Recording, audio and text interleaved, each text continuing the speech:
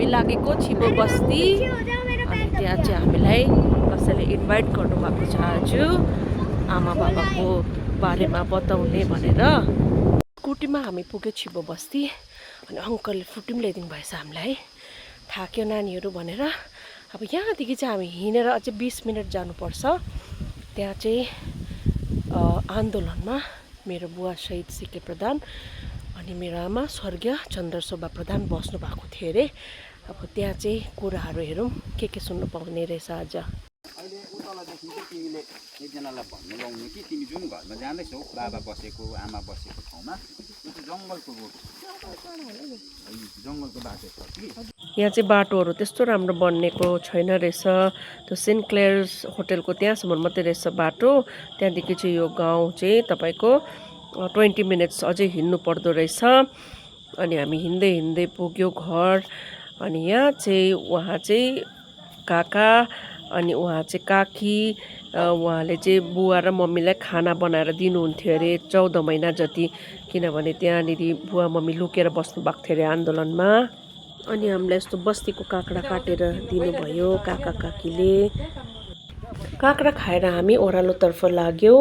यो गाउँलाई भन्दो रहेछ लाइन गाउँ अप्पर पोस्चर।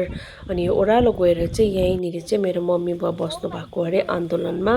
अनि यो जङ्गलहरूमा चाहिँ लुक्नुहुन्थ्यो अरे CRPF आउँदाखेरि। अनि बाबाको चाहिँ त्यति बेला शहीद सिके प्रधानको खुट्टा भाँचिएको थियो अरे। अनि मेरो साथैमा मेरो आमा स्वर्गीय चन्द्रशोभा प्रधानको चाहिँ पेटमा म थिएँ अरे भूमिका है।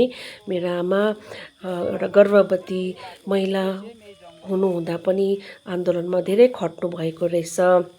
अनि यो घरमा चाहिँ बुवा मम्मी बस्नुहुन्थ्यो अरे। यहाँ चाहिँ अब अझै 40 जना अझै हुनुहुन्थ्यो अरे हाम्रो गोर्खा जाति है। यो चाहिँ किचन थियो अरे।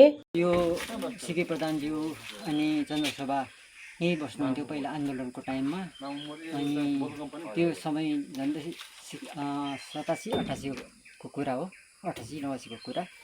अनि उहाँले धेरै यहाँनिर अरू मानिस भाइहरू पनि बस्नुहुन्थ्यो। अनि हामी खाना पकाएर उहाँहरूलाई खुवाउँथ्यौँ। अनि खट्नु पर्थ्यो, हामी पनि खट्थ्यौँ।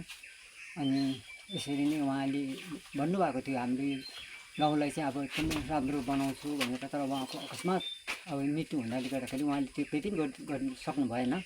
र पनि अब हामीले अझ पनि हामी आशा गर्छौँ कि यो हाम्रो बाटो विशेष बाटो नै हाम्रो एकदमै ठिक छैन।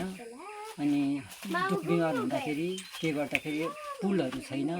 अनि त्यस कारणले गर्दाखेरि चाहिँ अब आउने जेनेरेसनले के हाम्रो लागि केही गरिदिनुहुन्छ भन्ने हामी चाहिँ आशा गरेको छौँ गाउँले वर्गले। यो चाहिँ हाम्रो लाइन गाउँ अप्पर पोस्चर भन्छ यो ठाउँलाई चाहिँ। अनि हामी त्यो घरहरू हेरेर चाहिँ है फर्क्यो। त्यहाँ पनि पुरा हिँड्नु पर्दो रहेछ 10 मिनट जस्तो ओह्रालो है।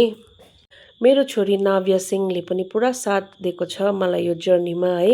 म जता जता गएँ ऊ पनि सँगै हिँडेको छ। मेरो छोरीलाई पनि सलाम छ। अनि हामी फर्क्यौँ माथि काकाको घरमा है। हामीलाई यहाँ बहिनीले खाना बनाइदिनु भएको थियो। मैले गुन्द्रुकको झोल भनेको थिएँ किनकि मलाई धेरै खानु मन थियो गुन्द्रुकको झोल। यहाँ गुन्द्रुकको झोल तपाईँको मुन्टा है, डल्लेको अचार के बनाइदिनु भएको थियो, मिठो भयो। चन्द्रशोभाको छोरा र छोरीलाई है जहाँ गयो भने पनि माया माया मात्रै छ। अनि यहाँ काकाको गाउँमा चाहिँ एभोक्याडो पनि हुँदै रहेछ है।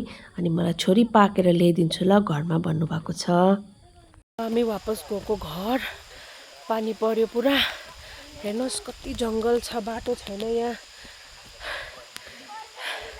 आज गाउँ पुरा हिँड्यो, मजा आयो। लाइन गाउँ अप्पर पोस्चर परिवारबाट धेरै माया अनि सम्मान पाएर हामी घरको तर्फ लाग्यौँ। अनि तपाईँहरू सबै 1986 को परिवारहरू अझै हुनुहुन्छ। मेरो बाबा शहीद सिके प्रधान अनि स्वर्गीय चन्द्रशोभा प्रधानको यो 1986 को चिजहरू अझै सेयर गरिदिनुहोस्। तपाईँहरू सबैलाई धेरै धेरै माया र सम्मान अनि धन्यवाद।